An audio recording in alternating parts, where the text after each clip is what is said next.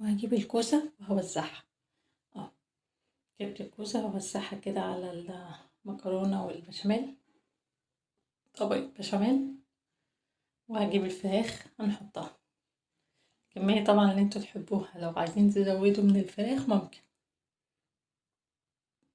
حطيت طبقة بشاميل، وهرجع اجيب الفراخ اللي انا بعد ما حطيتها الصدمة على النار، يعني يعتبر نص، يعني زي استوت على النار كده. وهوزعها كويس. طبعا عايزين تحطوا كمية كتير ممكن، بس انا بحبها اخليها قطع كده كبيرة شوية، لان بتبقى حلوة بتبقى باينة. لكن لما بتكون صغيرة قوي لأ، وبتبقى خفيفة غير اللحمة خالص. اللحمة طبعا بتبقى تقيلة قوي. هحط رشة فلفل أخضر كده هم مقطعاه كده حتت صغيرة، ومعاها كده واحد صغير حراق. طبعا اختياري، ممكن فلفل ألوان كمان اختياري برضك، عايزين تحطوا ماشي.